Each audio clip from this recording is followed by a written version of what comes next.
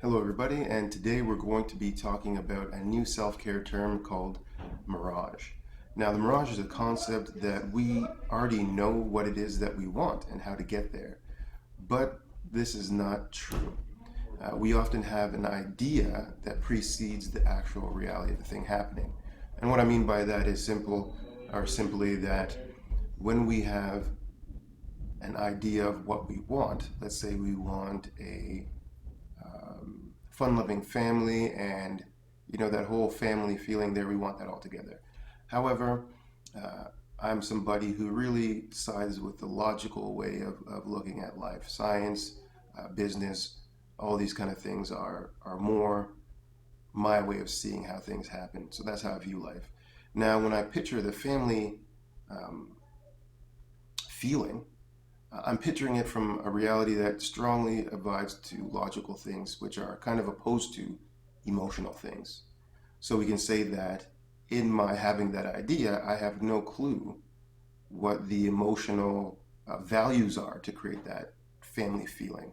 So in that way, I'm chasing something that is like an idealism with no way of actually bringing it into reality. And in that way, normally when I get to my goal of finding a wife, having a kids, uh, I fall short of the feeling that I was looking for. And the same thing can be said in the reverse with the emotional aspect. I tend to do art style things, creative expression. I dress very my personality and things like that. And now I want to have that career I've always wanted. I want to take over the business world and conquer things in that way. Again, this is a feeling attached to the way I'm looking at life. Therefore, what I'm actually looking at is only the feelings that are associated with that achievement and not the full achievement itself. And again, I have no actual reality to how the mechanics of that situation come together with logic. And therefore, I'm chasing an ideal. And when I meet head to head with this ideal, I might, I might never get to that ideal, and I might feel all the feeling draining away before I get to the logic conclusion that I actually wanted if I'm a feeling style person.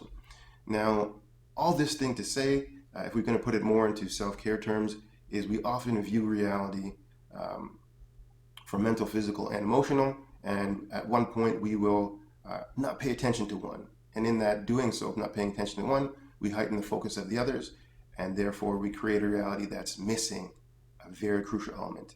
And that essentially is why the mirage term really works, in the sense that we think we know what it is, it looks exactly like what it is, but when we get there, it disappears. It's not really the thing that we're looking for.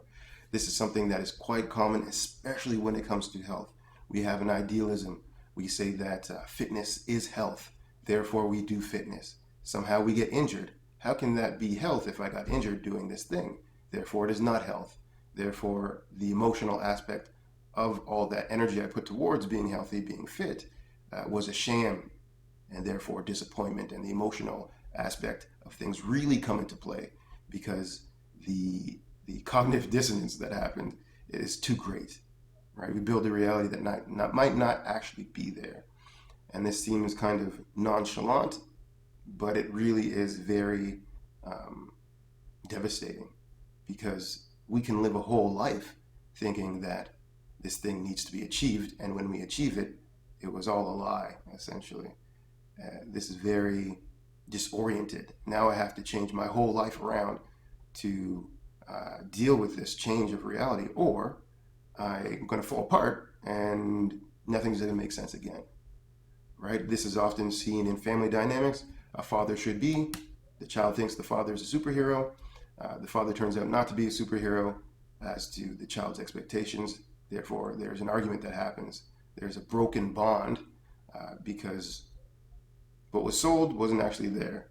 Ideally, this is in the mind of the child, and not necessarily what the father's trying to portray in the first place. Same thing with mothers, same thing with spouses, same thing with um, businesses, coworkers, and all these kind of things. The idea is that the more that we get into the body of reality, in the sense of natural reality, which is opposed to, I guess, social reality, where naturally trees grow in a certain climate. However, socially, we can make trees grow based on our society things in a climate that doesn't necessarily sustain it by adding elements. So one is true to nature. If we didn't put all that emphasis in making that plant grow where it shouldn't, it wouldn't exist. In trying to make that exist, we burn through resources that don't necessarily need to be there. So we can see that there's a cost to creating a reality that doesn't appropriately exist in nature.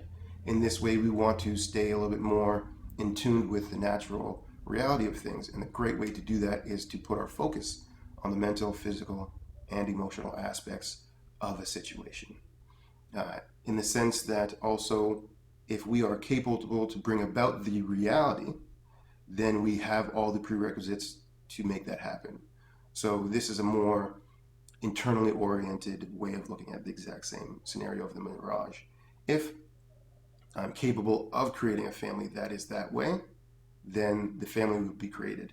If that family dynamic is not created, then that means that I'm missing some things.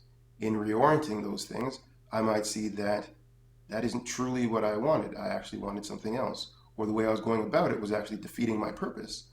And this is more clear to a healthy way of looking at things.